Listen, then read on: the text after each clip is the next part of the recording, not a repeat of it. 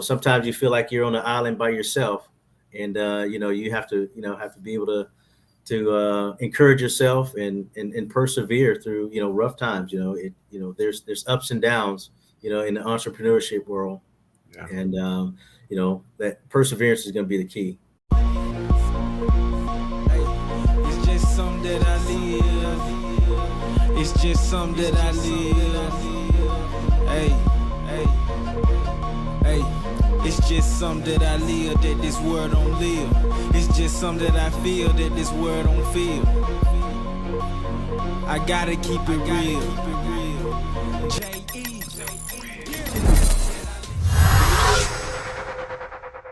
Welcome to the Let Bob podcast. It's your boy Ant. We back at it again, man. Got another infamous black-owned business on the podcast with us today. Interested to hear more about what he has going on, entrepreneur spirit. You can see all the amazing things that we do when we come together and think about how do we own things. So today we got Mr. Sterling Alexander. Welcome to the podcast. How you doing today? I'm doing well, man. I thank you. I appreciate the coming on. I'm looking forward to it. Oh man, it's cool, man. Hey, we just come here to highlight you, man. Hear about your business, what all you got going on, learn something about your products, and just let the people, let them into your mind for a minute, man. Often people talk about they want to own their own business. Sometimes they don't see all the hard work and all the back office stuff that goes on, man. When you talk about entrepreneurship. Right. So tell us about yourself. So what is this iPlanned? What is that business? What is that about? So iPlanned, it's an online platform for users to create their wills, their trust online. And we also have a small segment for just the ancillary documents, which are 4 documents that were identified as essential for even kids are 18 and over. So it's a package that so we have 3 offerings on our website. Okay. No, it's cool. So how'd you give us a little background on you? How'd you come up with that? Like, where are you from? How did you get into the space? Okay, so a little bit about me. I was born and raised in Houston, Texas. Spent some time in the military, and then also worked as a power generation. I worked at public utility companies. Always had the desire and the passion to have my own thing. So I think a lot of businesses, it's you start with trial and error, and you have your failures and successes, and so things like that. So I've gone through an array of different businesses that we've owned. Some of them I consider, just so those training stepping stones, some of the multi-level marketing type of things. I've done those things, standing on a corner holding signs with, trying to sell, it was diet pills that my brother got me into on a multi-level marketing type thing. So I did that. I tried an entertainment company at a particular time. That one failed, just from not knowing what I was doing and things like that. So then ran into 97. I started a pressure washing company. Had no idea about pressure washing. Had my job at nighttime. I get with the pressure washer and wash the building and things like that. But I ended up owning that company for about 3 years and did a lot of work, learned a lot, lost a lot of money too as well. And then my wife and I, we owned a restaurant for a short period of time. So we owned a small bistro where we served breakfast and lunch. So that was one endeavor that we had. Got really busy, and it was just the restaurant business was just, man, that's a lot of work. It's a lot of work. So then I got involved into a semi-professional basketball team. Okay. So owned that for a short period of time. We played about 3 seasons. Had a lot of guys that played D1 ball that was looking to go back overseas and play. And so they ended up playing. That was back in about 2012. And still to this day, there's a few guys that are actually still playing. We have a 7-footer over in Japan that's playing, and then some guys that's overseas that's playing. So had some good success with that one. I count that one as a kind of a semi-success. Okay. Had a clothing line for a short period of time. Had some things in some stores. Then I started the company that I do have in 2008. I started In Covenant Cleaning Services, which is a company I've had actually since 2008. Still to this day. So we've been growing that, and which has allowed me to start to look into passion projects. So iPlanned became one of my passion projects. And it was a combination of, my wife and I, knowing that we needed an estate plan. and procrastinating as well. And then when it came down to finally doing things, it was tremendously expensive. The paperwork was just, understanding the paperwork, the terminology, and the jargon, legal jargon was tough. And then, COVID hit. I lost actually quite a few some relatives, some business associates, some colleagues, and things like that, and just saw some things that were happening. As far as with family, the dynamics with families. When someone passes away, some of the troubles hit. Some of the fighting and things like that. So had the idea for iPlanned. Then it was actually researching some online platforms and things like that. It was just hard to understand, and then the knowledge of that. So my end goal was to make something that was very simple and very affordable. And so we set out on that mission. I was introduced to a software developer back in 2021. We talked, for about 2 months, just kind of whiteboarding ideas, and then decided to move forward. So we ended up with the UI UX team, and we started building, and just had a vision for it. It was kind of like the basketball team. We started from scratch and just had a vision of what I wanted to see. And I went to InvestFest last year, and I took a little 5x7 card, and I had iPlanned Trust and Wheels on it, and I did a little YouTube video and a QR code in the back, and I printed out 1,000. I went to InvestFest, and I was passing out. I was telling people, hey, this is what I want to do. This is my goal. This is my vision. And this year, we were able to bring that to fruition. So we ended up with the booth at InvestFest, being able to talk to people, and that's how iPlanned got started. No, that's good though, man, and that's what brings me a lot of joy, man, to hear that journey, all the failed attempts, right? Yeah. But you put in the work and you didn't quit, and I think that's the part people don't see. They just see iPlanned, right? Right, yes. There's a lot of they didn't see you selling the pills on the corner. They my little pop-up tent with the pop-up tent. They didn't see all that. Yeah. And then let me not forget, thank you for your service. Always gotta make sure we do that. You're very welcome. Didn't have to do that. But no, people, when you're a business owner in your entrepreneurship journey, most times people don't see the failures. More importantly, they don't see the process, the work that goes into regrouping, and the mental too. Mentally draining when you're not succeeding. Or it appears you're not succeeding. I'm a big fan that the failures are what build a man. What build a CEO for real is the failures, because when you're winning, it's kind of hard to check yourself. It takes a different level of discipline to keep learning and adjusting while you're winning. So when you're failing, it's a forceful thing. Just because you don't change, you're gonna keep getting those same results. So it's cool to hear your journey. Hey, I had a pressure washing business too. I put myself through college, detail and pressure washing houses and things like that. Oh, did you? Yeah. Good. Hey, good money. Good money was in the business, man. I did real good with that business. Yeah. It's good. I started out with the Home Depot pressure washer. Yeah. And then I ended up. I went to a convention, and and then, like I said, everything. I tell people that I have a bachelor's in pain and suffering in the School of Hard Knocks.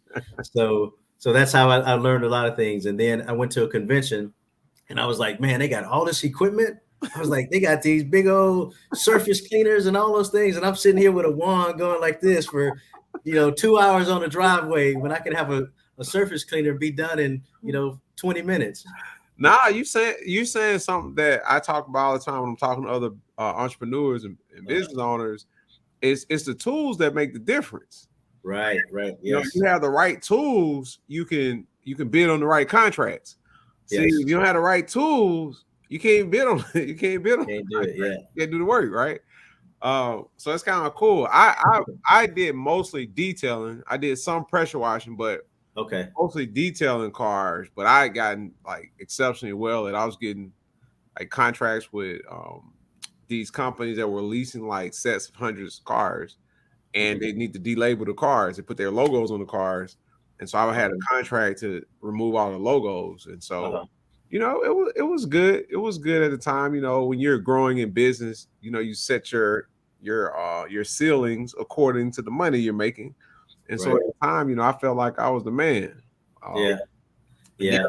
Another thing I did while I was at FAMU, that's why I went to school, the best HBCU ever. Make sure I, you know, put that out there. But Right.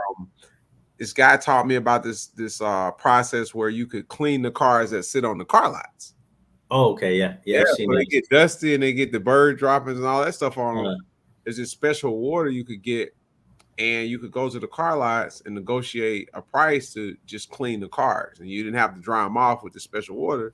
So I was killing it with that too. I had several car lots. right. That was right in going into 2000, coming out 2008, 2009. I was killing it until the Great Recession hit, and then they took all my contracts. It slowed down. Yeah, yeah, definitely. You know, it's, you know, that knowledge. You know, I think, you know, going back and, like, say, going to those conventions and things like that, getting that knowledge and understanding, because it was the same thing. You know, we used to clean windows, and out of companies be like, hey, can you clean, you know, 2-3 stories? And I was like, yeah, I'm not climbing up a ladder that high.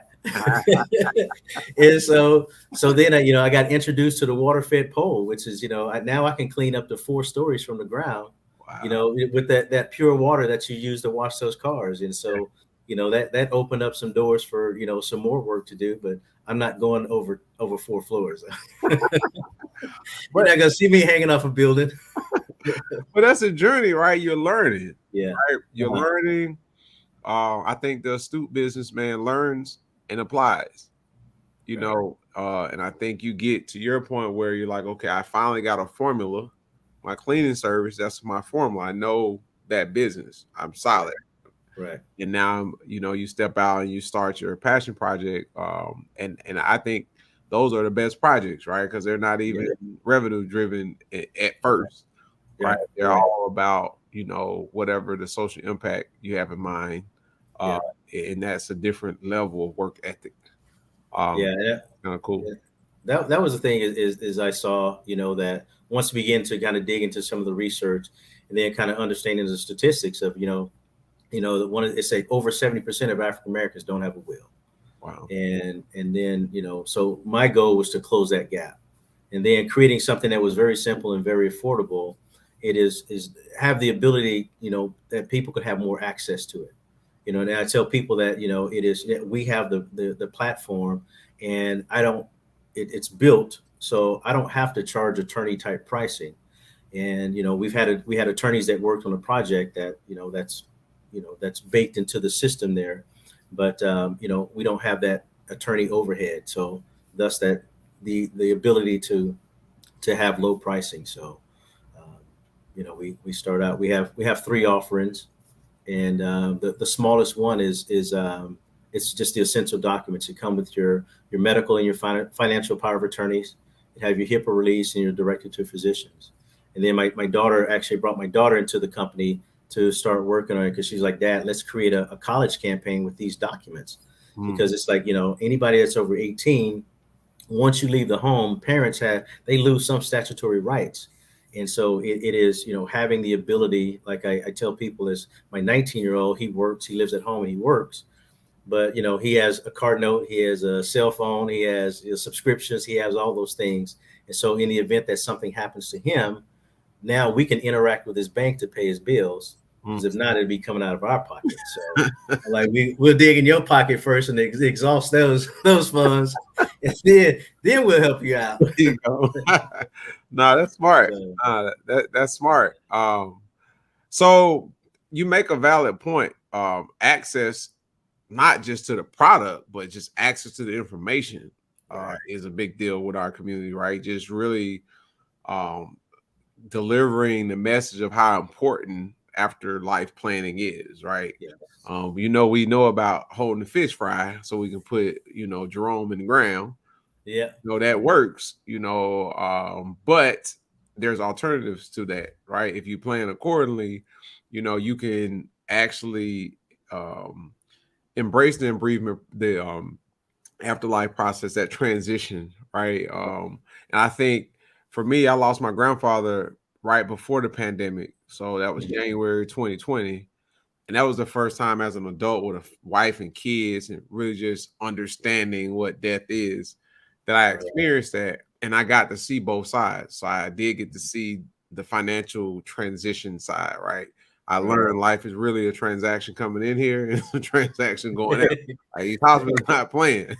Both of them are expensive. Both expensive.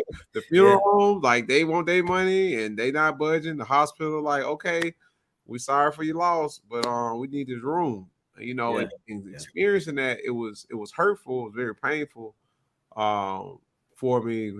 My grandfather was my mentor, one of my mentors. But I think the most painful part was not having the opportunity to just, you know, really sit back and deal with the loss of my granddad versus trying to understand the finance part. His funeral paid for, is all this, you know, taken care of. And in his case, it was all done. But I can only imagine a family who don't have the money to bury their loved one.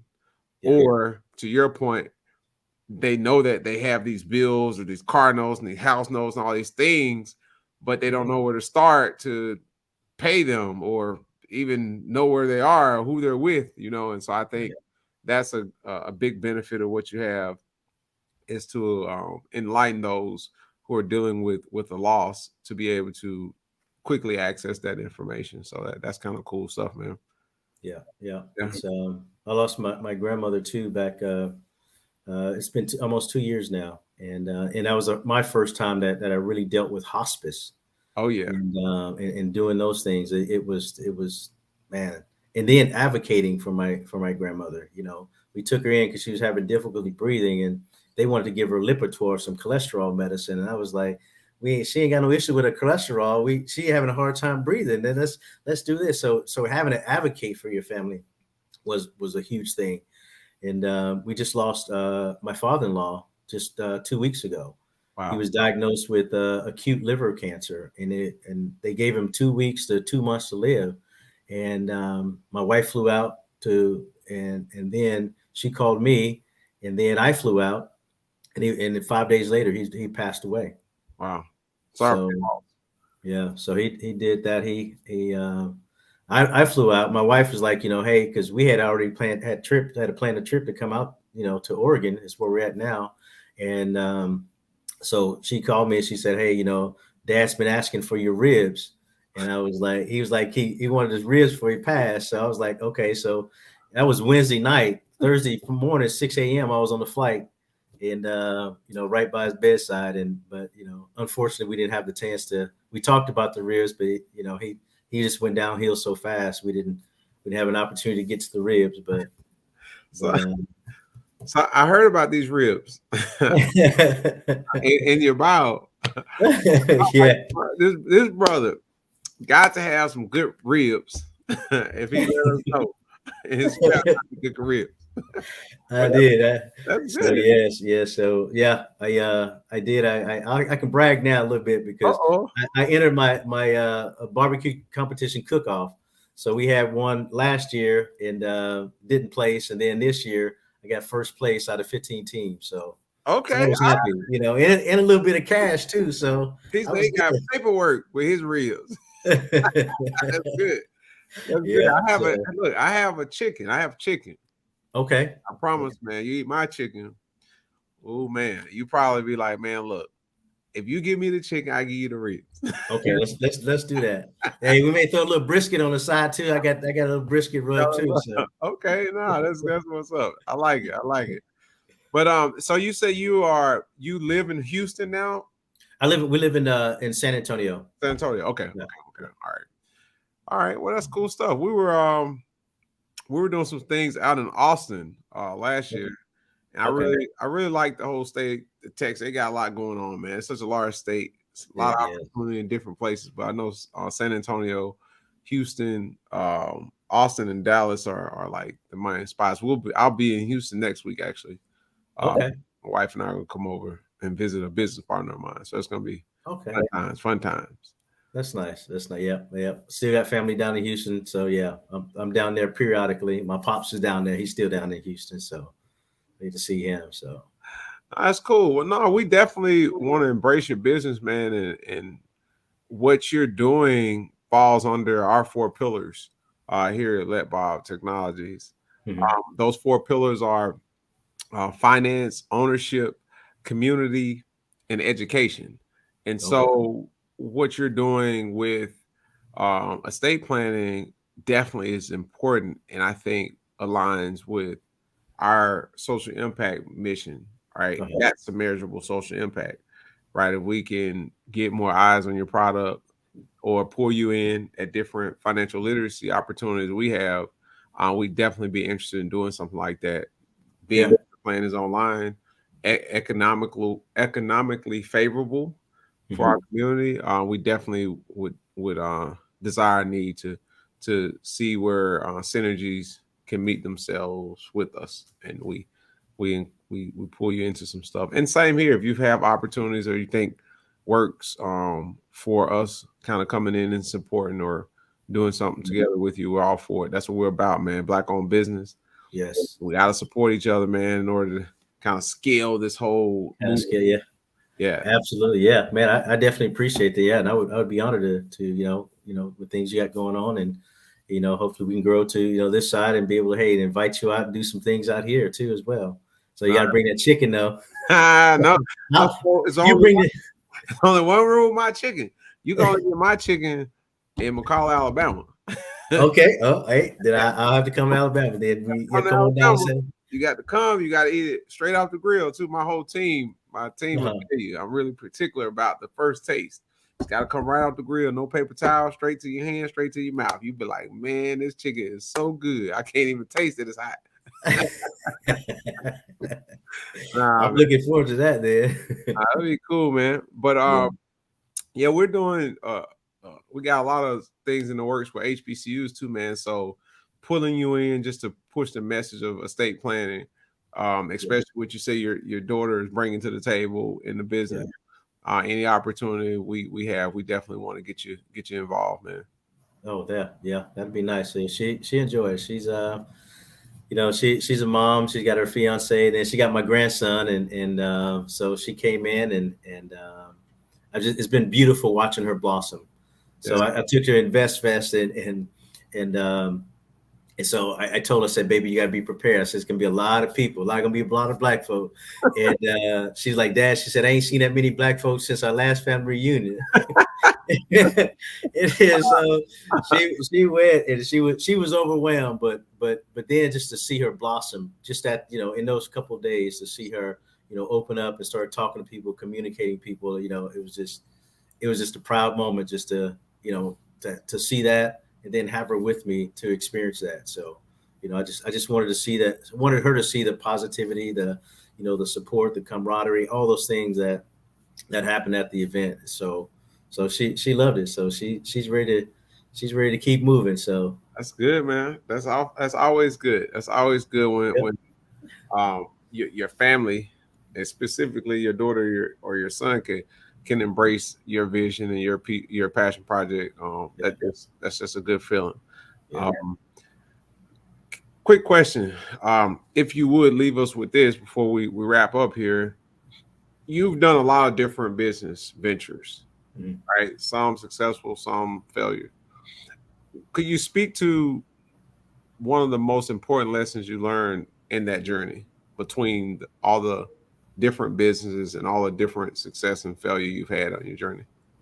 I think the common thing is education is definitely if it's something that you're going into, you want to educate yourself as much as possible, and then that perseverance is going to be one of the biggest keys. It is everybody's not going to like your what you're doing, and and everybody's not going to support it either. Sometimes you feel like you're on an island by yourself. And you have to be able to encourage yourself and persevere through rough times. There's ups and downs in the entrepreneurship world, and that perseverance is going to be the key. And if you got something that you truly believe in, it's you exhaust every mean until it's successful, or until you can say hey, I'm gonna tap out on this one and take the loss. Nah, that's good. That's great advice. And I think said or well spoken by a true entrepreneur, giving you a track record. So we appreciate your time. Appreciate you for coming in and letting us, inside your entrepreneur journey. Do you have any social media you'd like to share for people to find? We have our Facebook. We have the iPlanned on Facebook. Then we have the iPlanned. It's iPlanned.io on Instagram, and starting up TikTok. We just, my daughter. I'm 56, so I'll be like, I be having my phone. She'd be like, Dad, give me the phone. so I'm handing some of that over to her as well. So yeah, we're gonna get that with that roller. So we're kind of bringing those up and doing those things, and on LinkedIn and things like that. That's Sterling Alexander on LinkedIn. So yeah. Well, perfect. And don't feel bad about the social media. I'm the same way, man. My team they have to push me along, man. Because I'm a software guy, by trade. I never took the social media for real. But my team, just get out of the way. We got it. I understand what you're saying. Yeah. So I tell people I'm a non-tech founder, so it's I'm gonna have to be calling you, ask you some software questions too. So hey, you can call me, but hey, look, the checkbook now. You got to get the checkbook out. Okay, well, hey, sometimes what they say, sometimes it takes money to make money. There you go.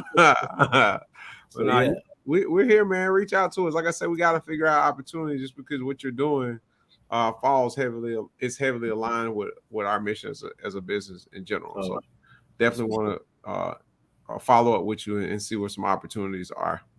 All right. This is no problem. Same to you. Thank you for coming on and blessing us with your time. This has been another great episode of Let Bob Podcast. You can find us on all social media. Find the company at We Are Let Bob. You can find me personally at I Am Let Bob. And we are out. It's just something that I live that this world don't live. It's just something that I feel that this world don't feel.